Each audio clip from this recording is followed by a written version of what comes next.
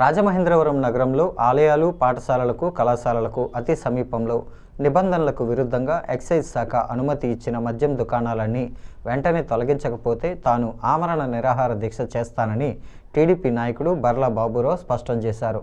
The Rajahmundry press క్లబ్లో గురువారం జరిగిన మీడియా సమావేశంలో ఆయన మాట్లాడుతూ ఎమ్మెల్యే ఆదిరెడ్డి వాసు మద్యం దుకాణాల సిండికేట్తో కలిసి చేస్తున్న అవినీతి వల్ల టీడీపీ మైనస్లోకి వెళ్ళిపోయిందని పేర్కొన్నారు.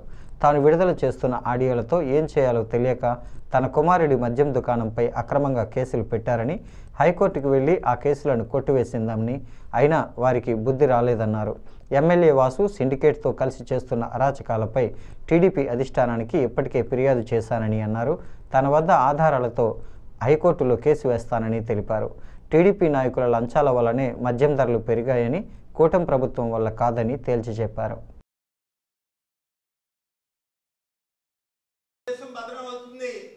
బర్ల వల్ల కాదు, స్థానిక ఎమ్మెల్యే వాళ్ళని అధిష్టానం గుర్తించింది కనుక లోకేష్ బాబు పర్యటన కూడా 3 సార్లు రద్దు అయిపోయింది. ఇక్కడ నేషనల్ హైవేలో రూల్స్ కి విరుద్ధంగా, ఎక్సైజ్ చట్టానికి నిబంధనలకు విరుద్ధంగా 4 షాపులు పెట్టారు. ఆ 4 షాపులు కూడా తప్పనిసరిగా తీయవలసిన అవసరం ఉంది.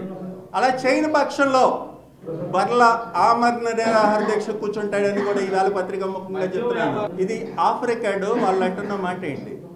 ఈవేళ ఉదయం తెల్లవారుజామున 3 గంటల నుంచి 9 గంటల వరకు షాపు తీసే వరకు బ్యాక్ డోర్ వ్యాపారం చేస్తున్నది ఎవడో? ఈ షాపులు కదా.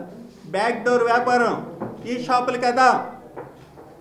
బెల్ట్ షాపులు పెట్టించి ఒక బాటిల్ చీప్ లిక్కర్ దగ్గర 50 రూపాయలు వసూలు చేస్తుంది వీళ్ళ కదా. బెల్ట్ షాపులు రన్ అవ్వట్లేదా?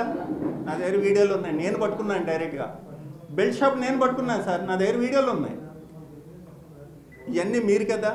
మద్యం షాపులకు ఏ రకంగా లాస్ అవుతుంది? ఎందుకు లాస్ అవుతుంది? ఎమ్మెల్యే మామూలు ఆపు, ఎక్సైజ్ అధికారులు మామూలు ఆపు. నువ్వు నీతిగా వ్యాపారం చేయి, నీ రూపాయి నీకు మిగులుతుంది.